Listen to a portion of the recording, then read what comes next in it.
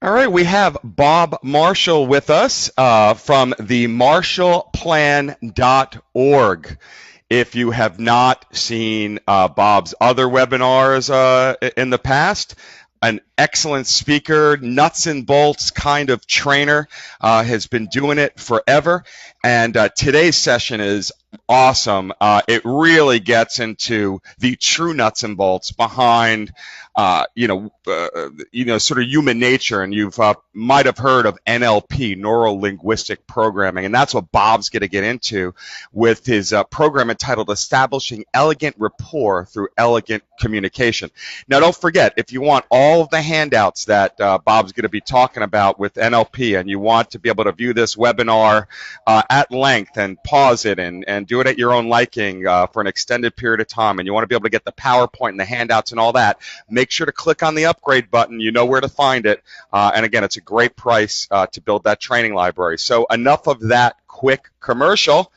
Bob Marshall, it is yours on the floor. All right. Thanks a lot, Neil, and thanks for inviting me. Appreciate doing these things with you. Today, in this presentation, we're going to talk about a topic near and dear to my heart. It's one of the presentations that I give that I'm asked to do over and over again. It covers all of us, whether we do contracting, search and recruiting, temp to perm, I mean, you name it, it's communication. And how to establish elegant rapport through elegant communication. It's a title I've always liked a lot more than NLP or neuro-linguistic programming, even though it is based on that concept. So what I'm going to do today is go over kind of an overview. This is a big topic. If you really want to learn it, there's plenty of places you can go to find out more information.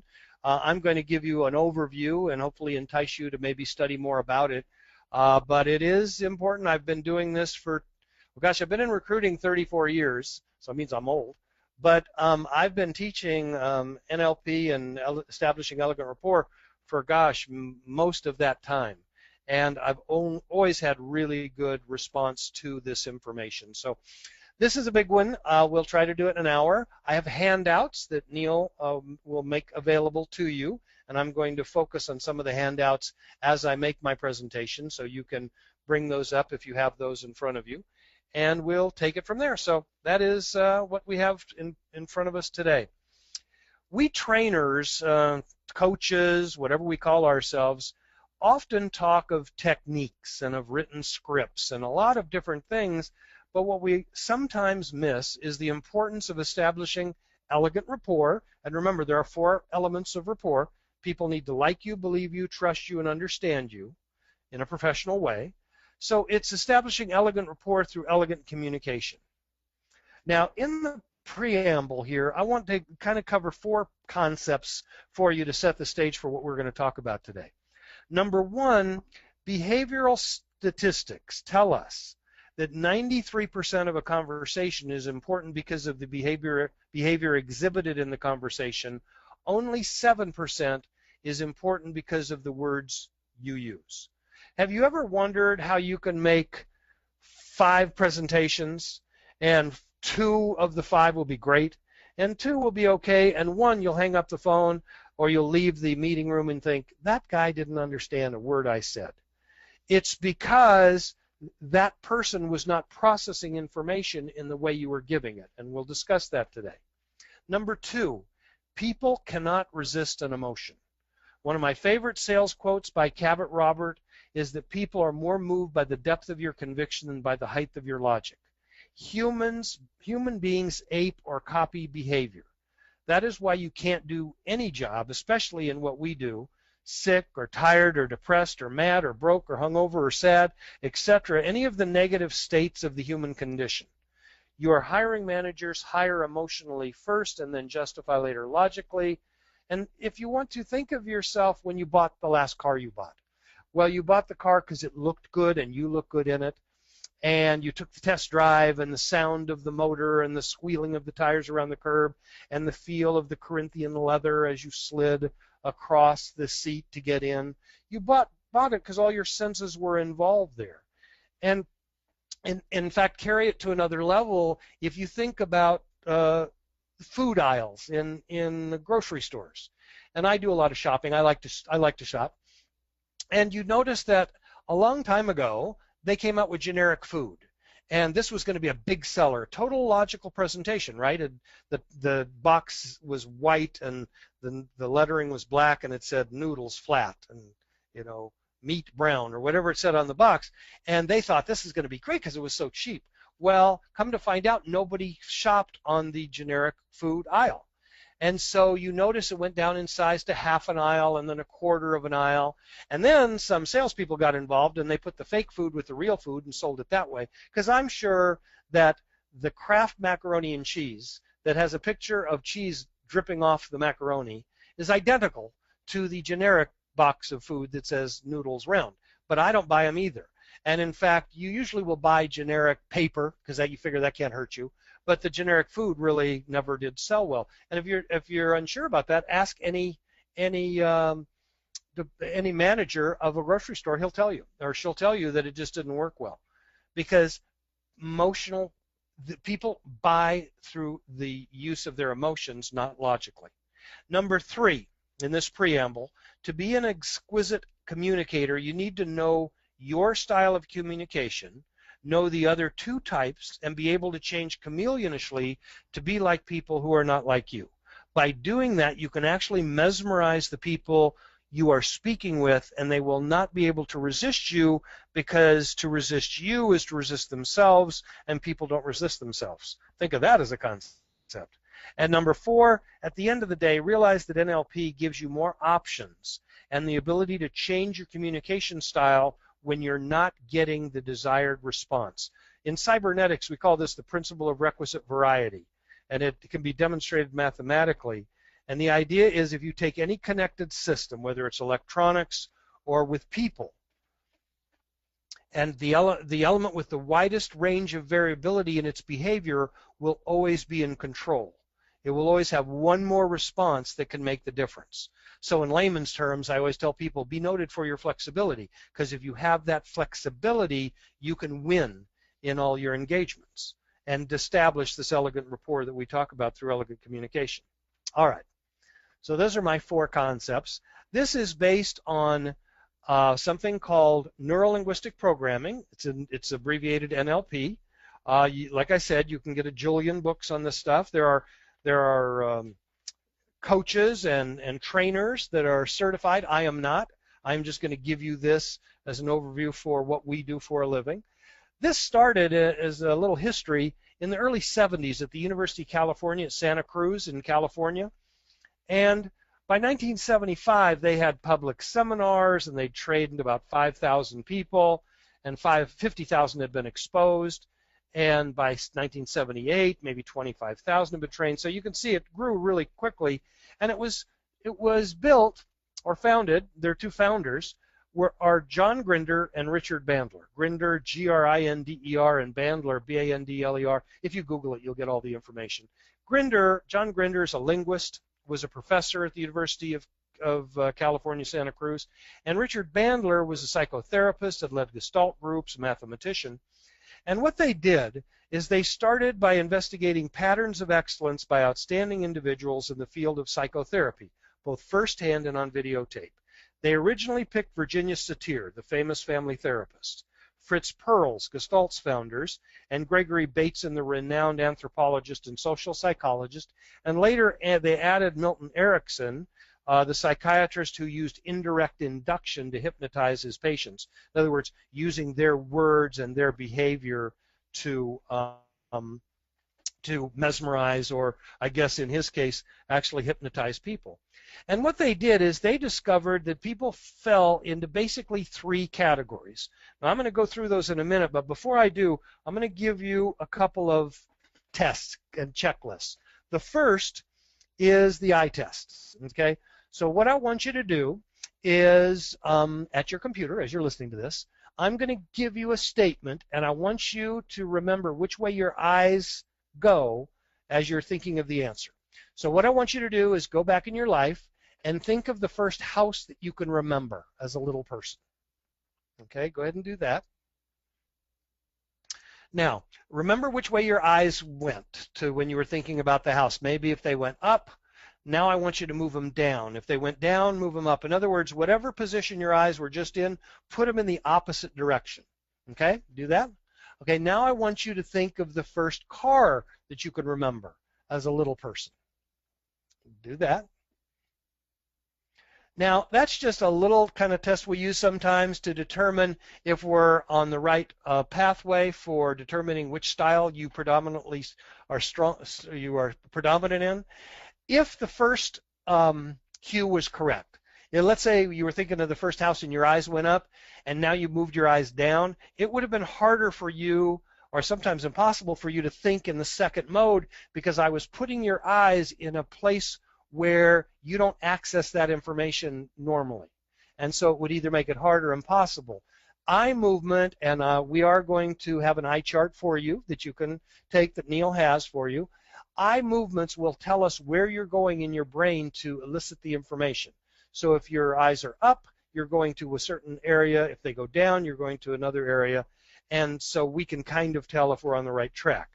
All right, now next, there is something called a sensory modality checklist. So what I would do as you're listening to this is put me on hold for a minute, take out the sensory modality checklist, and before you get into it, I'm going to look at one here that I have myself. The sensory modality checklist is made up of 10 questions, and the questions are, you have points. Believe there's 6 points. Here it is. 6 points for each answer. So let's, for instance, if you're looking at it now, you'll see number 1. When I want to learn something new, I usually A, want someone to explain it to me. B, want to read about it in a book or magazine. C, want to try it out, take notes, or make a model of it. Now, if A, B, and C choices are just like you, all 3, score 2, 2, and 2. If A is just like you and you never do B and C, score 6, 0, 0.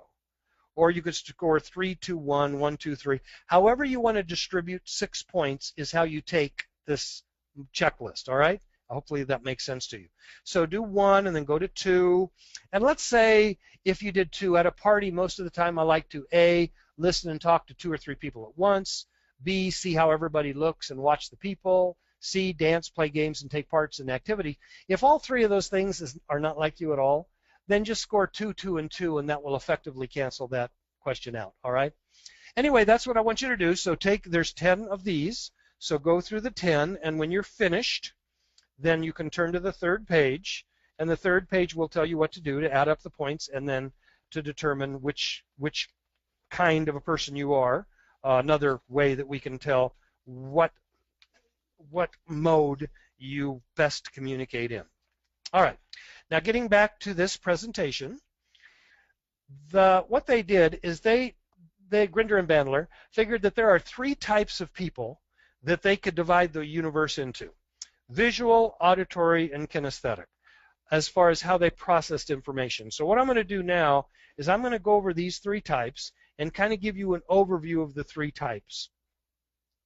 By the way, in the eye test, if those of you that looked up would be visual types, sideways, auditory, and one way down, you'll see that in the eye pattern chart, and then kinesthetic is looking down as well. And then you can validate it with the sensory modality checklist that you just took, okay? Okay, visual type people. Visual people, sight is how they process information. They are quick, short breathers. They are high hand gesture people. We say all Italians are visual. That's not true. But they are type A people, very energetic, divergent, generalists, very fast talkers. I'm a pretty good example of one. They look you in the eye a lot. They assume a lot. They interrupt a lot. They interrupt themselves and other people, see everything clearly, and never finish a sentence, tend to be very emotional, talk in word pictures. These are the kind of people that everything is their world. If they were at the Grand Canyon, they'd want to hike down to the bottom, hike back up, go into all the shops, do everything. And so they are all over the place. And they use words, and you have a predicate list that also Neil will make available to you.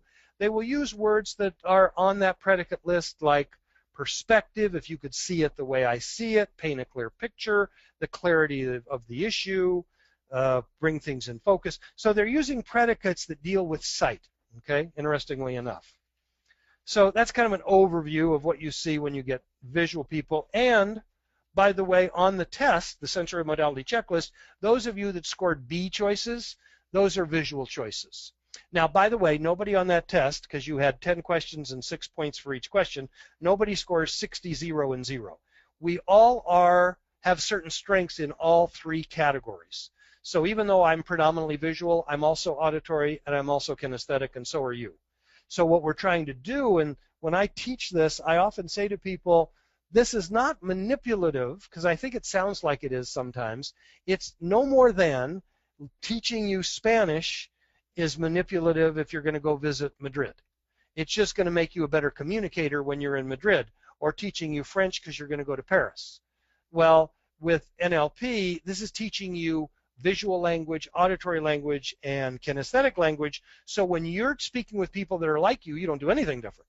But when you're talking to people or communicating with people that are in different modes than you, you have the ability, as what we call the change artist, to be able to change your communication style and better be able to communicate your thoughts with them.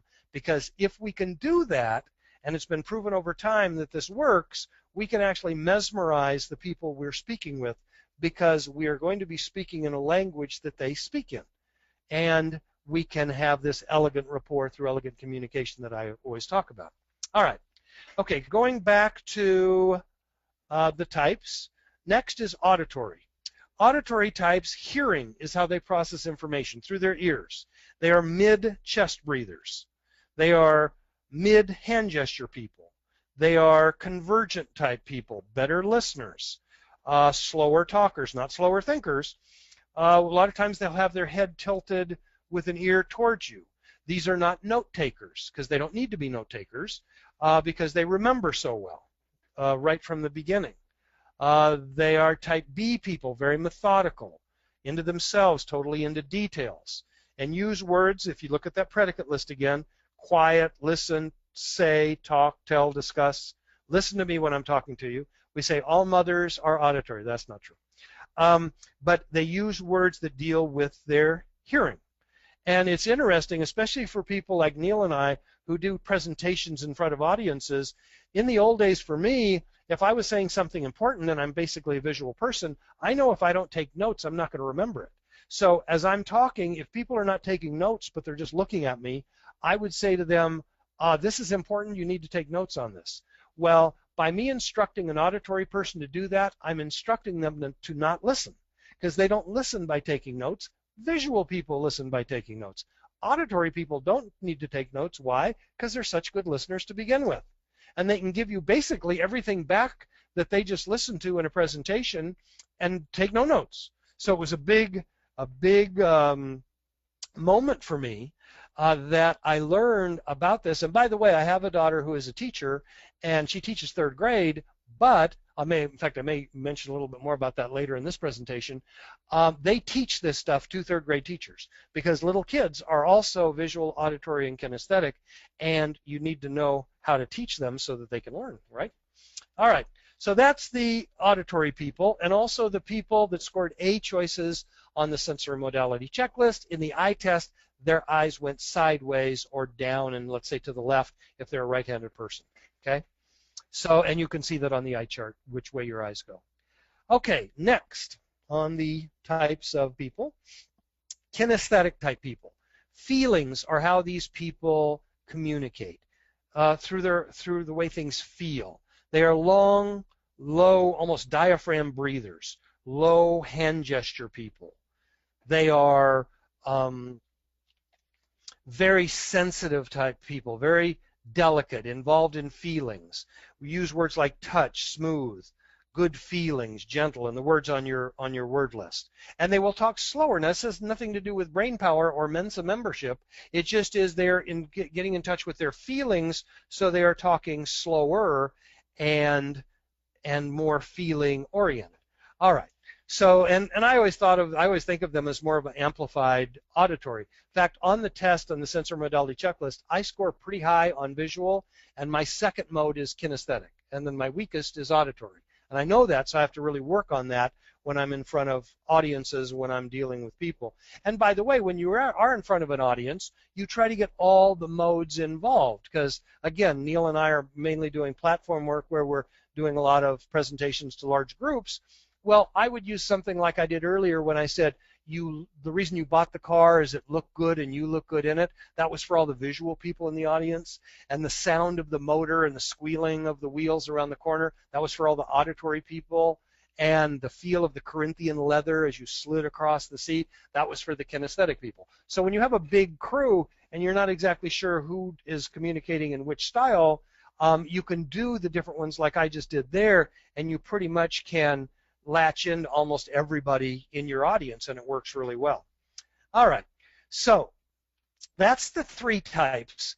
Now, what happens with these 3 types? Well, we get something called fractured communications, where the communication falls apart.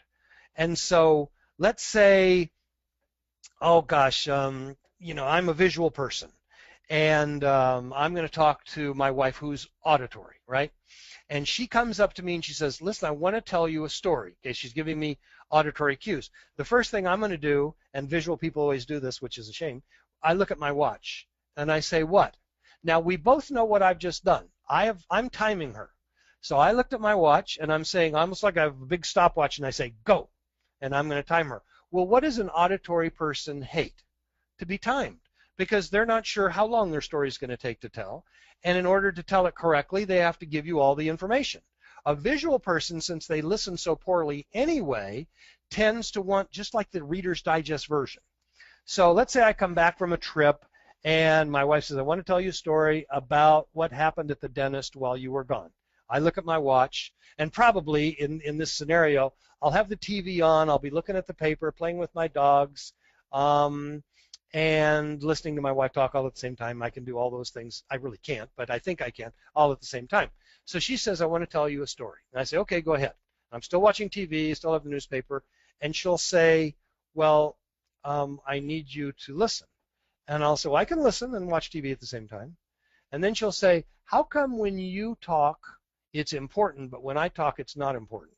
Because you see, through my behavior, I'm exhibiting that I'm not listening, even though I'm listening as much as I usually listen.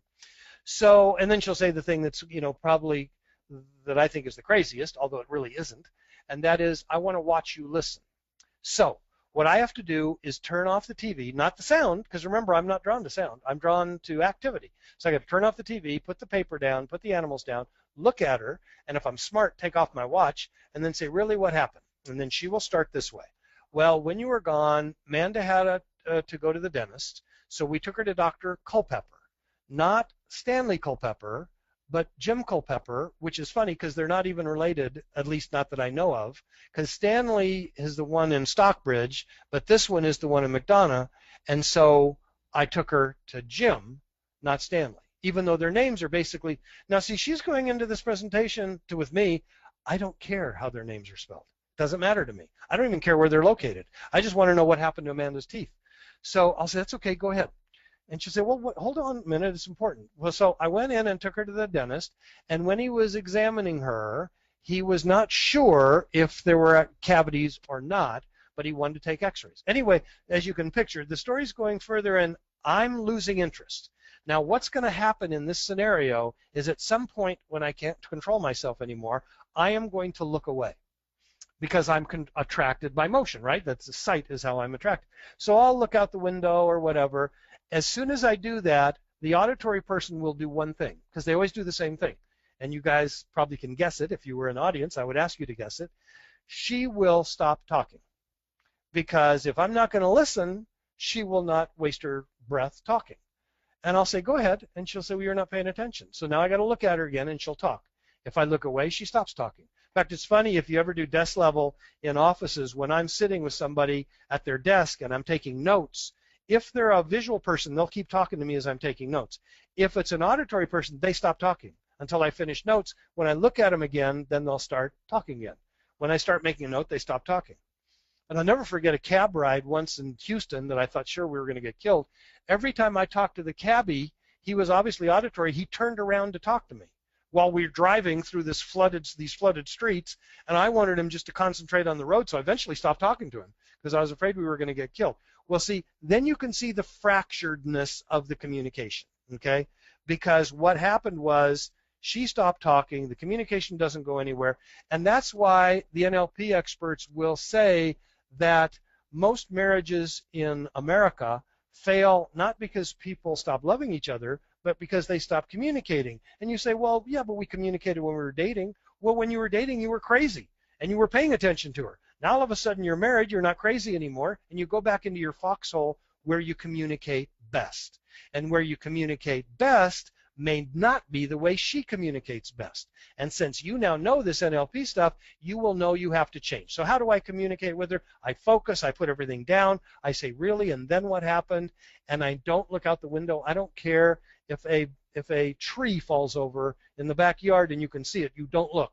Because as soon as you do, then the communication will fracture and the whole thing stops again. Now, let's reverse it.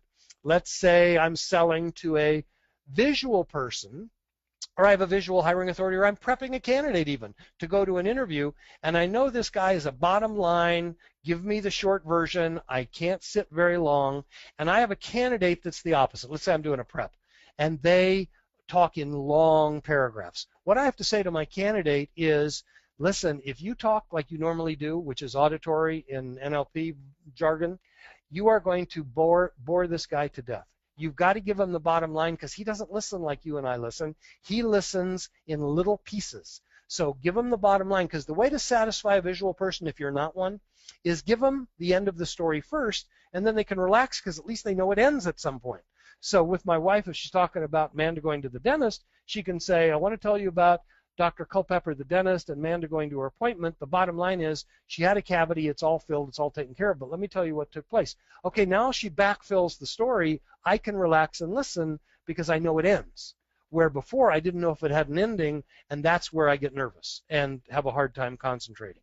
So you have to realize that when you're in a mode that's different than the mode you normally communicate in, you have to be able to change to be like the people that you're trying to communicate with. Otherwise, the whole thing falls apart. And hopefully that makes sense. Okay? All right. So now what I'd like you to do is take out the article. I'm going to take out my article that also Neil has for you. And it's out of Real Estate, actually, Real Estate Today. And it's called Let NLP Work for You by Robert Dilts, Santa Cruz, California, and near where this was originally founded. And if you can follow along with me, you get a sense of how you have to make this change. The first paragraph, many salespeople presuppose that buyers and sellers think the same way they do. But because this rarely is true, the concept of a mental map is an important one. And since most people are largely unconscious of their own mental map, it is vital for salespeople to listen to the language of their buyers or sellers. It is not uncommon to find interactions like the following. Buyer. This house is nice, but I want a place that really feels like home. He would be talking slower, or she would be talking slower here. That's a kinesthetic cue in the predicate. Salesperson. Well, let's look. That's visual. Around some more. There's a nice view. That's visual out of the back window. Buyer. Okay, but I just have the feeling, that's kinesthetic, that something is missing and I can't quite put my finger, that's kinesthetic, on it. Salesperson. Well, maybe if you could picture, that's visual, what your furniture would look, that's visual. Like here, you might be able to see, that's visual, it more like home. In that dialogue, the salesperson is trying to please the buyer. The salesperson who is visually oriented is not in tune with the needs of the buyer who is feeling oriented. And don't we all do that? We're always trying to please the candidate and please the hiring manager. Stuck in his own visual representational system, the salesperson has no idea that he is on the wrong track for this buyer. That's why, as I said at the beginning, when you have 5 presentations, 2 go great, 2 you're not sure, and 1 is terrible, this is why. If this salesperson were able to access and observe his buyer's foremost representational system, which is feelings, he might respond like this. Buyer, this house is nice, but I want a place that really feels like home. Salesperson, that is an important feeling for me too. So he reflected the verbiage right back, same verbs, same verbiage back to the buyer. That is an important feeling for me, and hopefully talk slower. Perhaps you could put me in touch, there's kinesthetic again, with what kind of feeling that is for you. Buyer, well, I really need to feel that there will be room for my growing family. I hate feeling cramped. By pacing or mirroring the buyer's most valued representational system and directly asking about his mental map, the salesperson is able to uncover explicit information about the buyer's feelings. He no longer has to play hit or miss.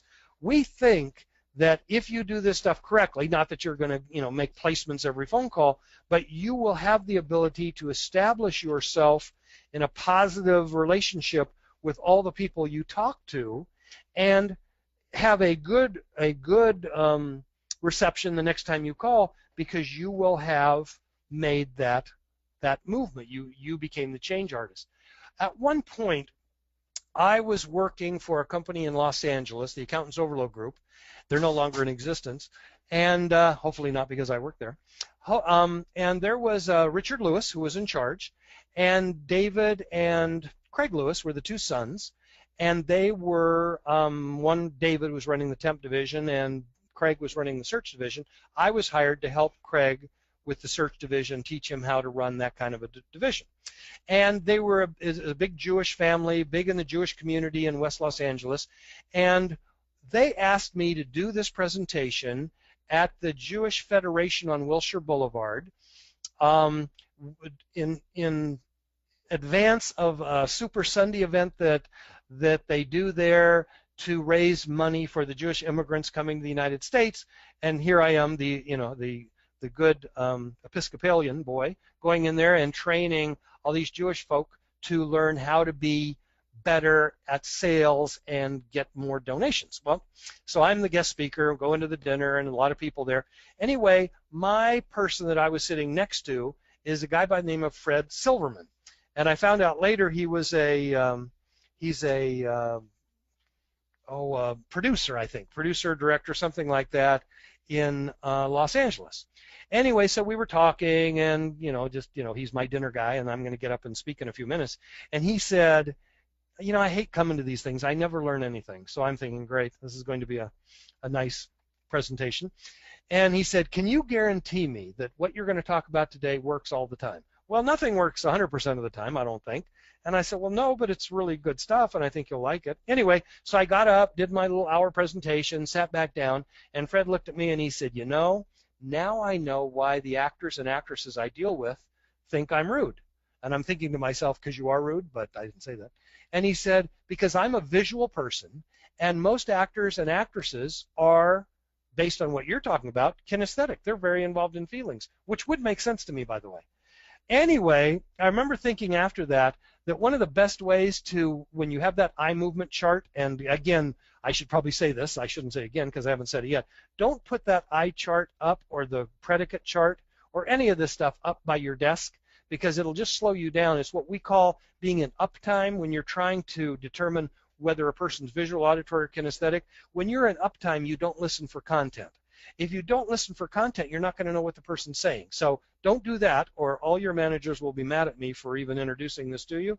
But what we want you to do is maybe like Barbara Walters' special. She used to have these where you had really tight headshots of the guests, and Barbara would ask a question, and then their eyes would move in certain areas, and you could tell if they were accessing the information verbally or visually, auditorily or kinesthetically. And with the stars, I remember once Farrah Fawcett, when they interviewed her, she always went down and to the side, which meant that she was going to kinesthetics every single answer. And so if I was going to communicate with her, I would go kinesthetic because she was real strong. She wouldn't identify at all with a visual or even with an auditory person. Okay, so eye patterns will tell us where you're going. It really does work. And what we want to do is to establish that. Now, let's go here. That's the salesperson article. Forgot to go forward. You have that already.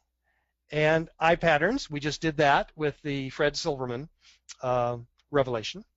Good old Fred. And anchoring is what I want to talk about now. This is something that's really important, I think, and that's why I wanted to add it to this presentation today. And the idea is, here's the clinical definition of anchoring. Anytime a person is in an intense state, full body congruent emotional state, and a specific stimulus, whether it's visual or auditory or kinesthetic, is consistently applied simultaneously, then the two, the stimulus and the state, become neurologically linked. Now that's the clinical definition. Now let's say you're smelling bread being cooked, and it immediately takes you back to your grandma's house at Christmas time. Well, what that would be, that's an anchor. That is called an olfactory anchor. That scent, that smell rather, and that experience are neurologically linked in your brain. Can get weaker over time, but it's always going to be there. So that link exists. Or let's say you walk down the mall and you smell you women smell an aftershave lotion, or you men smell perfume, whatever, and it takes you back to somebody you dated in high school. That again is an olfactory anchor, and maybe it's somebody you hadn't thought of in years, but that's still there. Well, in what we do when something good happens, let's say in recruiting you make a placement, we do it completely backwards. And you notice big billers don't, but the rest of us do. When you make a placement, what's the first thing we do? We hang up and we rush to our manager and we tell them how smart we are and how we made a placement and how we want the rest of the day off. Big billers, when they make a placement, because they feel like that's what they're supposed to do, hang up the phone and make 100 phone calls immediately thereafter. Why? Because that experience of a placement and that positive feeling are now neurologically linked in their brain, and they're never going to be stronger than they are immediately after a placement. Or you guys in contracting, immediately after something good happens, you want, whatever your activity is, you want to then amplify it and do those activities exactly at that point, and not break it by going to tell somebody how smart you are, or, heaven forbid, take the rest of the day off. Okay? So we want to make sure that we are anchoring positive behavior. Now let's say it's negative, and we have a big problem this way as well. We have a bad phone call. Maybe somebody wants to give us a lecture on how bad the economy is, or how could you call, I can't even believe you guys are still in business, or whatever, and we hang up the phone. Well, that bad call and that physiological posture that you have at the phone and where the phone is also is now neurologically linked in your brain. Well, what do we usually tell you guys to do? Make another phone call. Well, it's really difficult to make another phone call when you've had a negative phone call. And what happens is it's like plates being stacked up on your shoulder. It's more and more weight is being stacked on you, and it's becoming harder and harder to pick up the phone. That's why when Neil and I go into offices and we see people barely able to reach the phone or pick up the phone, that's what's happened. There's so much negative behavior anchored. We want to break that negative anchor. So the way it's taught is when you get a bad phone call, somebody yells at you or tells you how bad the economy is or whatever, you hang up the phone, you get out of your chair, you back up, you look back at your chair, and you say, wow, I can't believe that happened. And we actually say, brush that phone call off. What we're trying to do here is break the link. And so we're going to break the link, and now we might even make our next phone call standing up. And you notice big billers do this. They don't even know what they're doing. The rest of us will just stay, hammer those calls one after another until we're exhausted. Because you notice people are not so much exhausted in this business as they're mentally bored or mentally stressed out, because they'll leave and they'll just be exhausted and then go play 2 hours of tennis. Well, obviously you weren't exhausted because you just played 2 hours of tennis.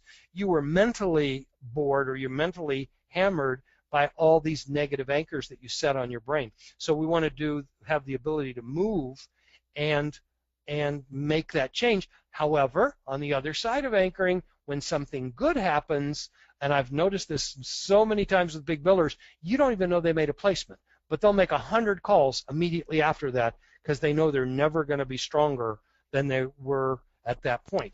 And of course, you've got to make a decision which way you're going to go. There may be a time when you move your desk completely in your office. If things are not going well, we might want to physiologically move you and get you a different situation. But if something's good is happening at your desk, don't even touch that. Don't move. You just keep doing what you're doing, and make that decision. I think sometimes we think about making a decision, but thinking about making a decision and the completed action are two different things. I remember Jeff Kay and I were having a conversation once, and he said, he was asking me the question, if 5 frogs are on a log and 3 decide to jump off, how many frogs remain on the log? And the answer is 5. The 3 that had decided to jump off hadn't done it yet. So completed action is necessary for a decision to become finalized. I remember there was a quote in a book called The White Shadow by Max Evans that said a decision without action was only another delusion. And sometimes we do that. And let's see if we have my next slide. Because one of the other things I wanted to talk about is anchoring, and that should be my next one. Yes.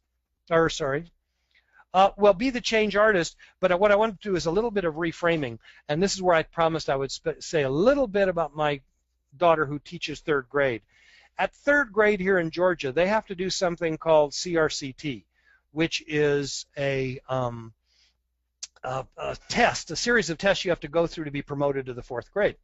And so what we want to do is anchor and reframe at the same time negatives that have crept into these poor little 3rd graders' brains. Some 3rd graders think they're really good at math. Others think they're terrible at math. Well, whatever you instruct yourself, since 9/10 of your brain is subconscious, only 1/10 is conscious. If 9/10 of your brain is subconscious and you constantly say to yourself, I'm no good at math, I'm no good at math, I'm no good at math, guess what? You're going to be no good at math because your subconscious, which doesn't know negation, will believe anything you tell it.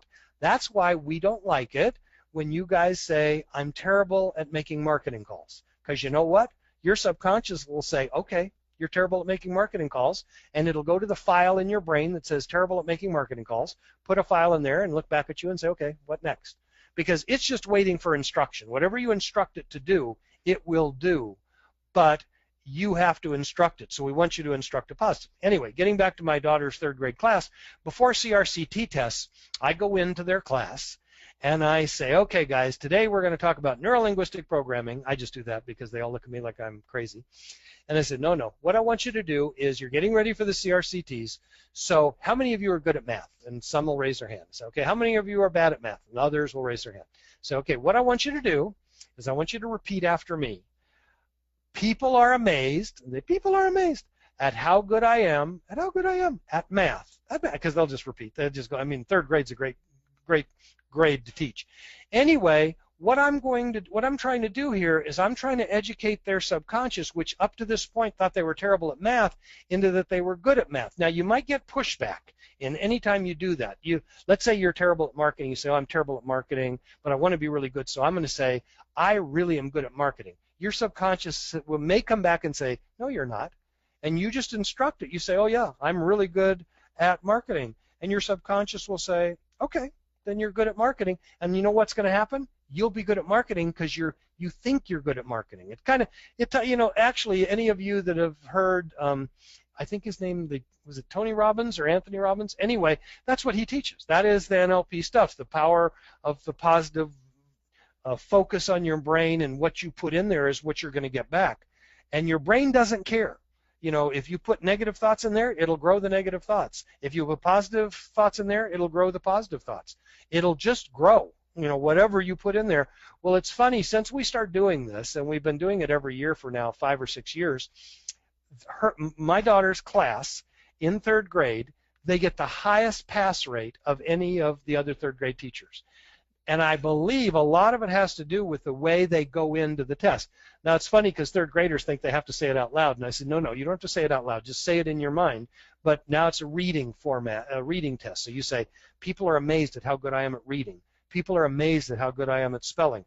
And it's an easier way to get into that anchoring and reframing positive thoughts. And I think that we have control over those kind of things. Because, you have control over a lot of things. And I was thinking this when I was thinking about this presentation the other night, that we don't have a lot of control over a lot of things, but hopefully these things that we've talked about today will, give you an idea that you actually probably have more control than you think you have. But one thing you really do have control over, and that's your attitude. And I like to tell this story, and I'm going to wind up with this, that I heard from Leo Buscaglia. Sometimes he's called Dr. Love. Again, if you want to get motivated, go and Google Leo Buscaglia. Buscaglia is spelled Buscaglia, and he's full of stuff. He's no longer with us, unfortunately, but he talked about, in a presentation I heard him give, the central character in a book by Alexander Solzhenitsyn, by the name of Ivan Denisovich. In fact, the book is called One Day in the Life of Ivan Denisovich. Now, according to Leo, Ivan was thinking back on his day in a brutal Soviet prison camp in which he was interred when they had the archipelago and all that. In fact, Solzhenitsyn wrote the Gulag Archipelago. Apparently, Ivan always awoke in the middle of the night starving to death.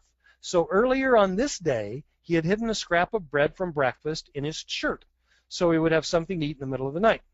So then Ivan was thinking back on his day. Today, he got to work on the brick wall all day, and he enjoyed that type of work. And he worked on the warm side of the wall where the wind chill factor was not as tremendous as it was on the other side of the wall.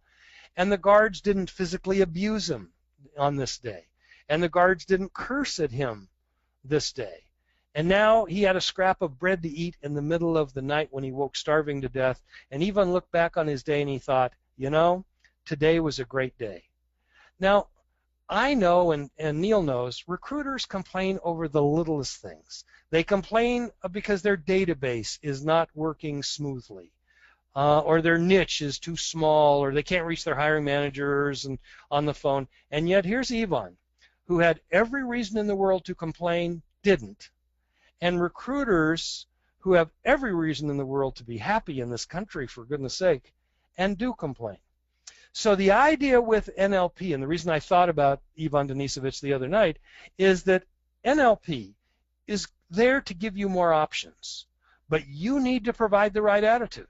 Because if the attitude is not there, it doesn't matter if you have more options. But if you can combine the two, the options that we talked about, and being the change artist, and change when people are visual, auditory, kinesthetic, if they're different from you, then I promise you, you will have a winning combination. I've proven this over and over with the people that I work with on NLP. It really does work. Now, I know I talk fast, and it is a big, big topic. So just try to pick up a couple of new ideas that you'd like to implement and do that for 30 days, and by then you'll build a new habit. With NLP, and I say that you can start tomorrow with two things. And again, please do not put up any of the handouts by your desk or I'll get in trouble. But two things you can do tomorrow. Speed with speed. If you're talking to somebody like me and I talk really fast, or Neil does the same thing, we both talk really fast, then you talk fast. If they talk slower, then you talk slower. If they talk really slow, then you talk really slow. More likely than not, you'll be right if you just do that. And then use their predicates. If they say, well, Bob, let's run it up the flagpole and see who salutes, and you say, well, when I run it up the flagpole and see who salutes, what are we looking for? Again, if you use their predicates, you're more than likely going to be right. Then if you want to get good at it, buy some books, listen to this presentation a couple of times, look at the Barbara Walters special and watch eye movements or with other people. Remember, you're in uptime there, so you're not listening for content. So it's a skill that you have to develop. And then just try to do a couple of things. You know, one of the reasons I like doing these things with Neil, these virtual summits, is that people that come to these things are the ones that are the best, are going to be our best recruiters in the future, because like Cabot Roberts said, don't be so busy chopping wood that you don't occasionally come and sharpen the blade. And I'm always remembered of the bear and the bear hunter story that I love to tell, that this bear is chasing these two bear hunters, and the one bear hunter stops, he starts taking off his boots, and the second bear hunter said, well, what are you taking off your boots for? And the first bear hunter said, well, I'm going to put on my track shoes. And the second bear hunter said, well, that's fine, but no human being can outrun a bear. And as the first bear hunter's tying on his second track shoe, he said, well, I don't have to outrun the bear, I just have to outrun you. The idea behind that, and that's a little strange story, but the idea behind that is you don't have to be that much better to be twice as good as your competition. When you come to these virtual summits, when you listen to Neil and the speakers that he's going to put in front of you, you are going to glean techniques and things that work that we all have gained from big billers. We share with you things that work. These are not Bob Marshall's favorite ideas or Neil Leibowitz' favorite ideas. These are ideas that we know work. If you can use them, and what do they say, standing on the shoulders of giants? Aristotle said how he was able to be so intelligent about what he did. Well, he had giants that came before him. If you can stand on the giants of the people that preceded you in contracting and search or whatever, then you can see further, you can be more profitable, And I commend you really for coming to these kind of events, because this is what's going to get you to the next level. Anyway, that's what I have, and appreciate everybody listening.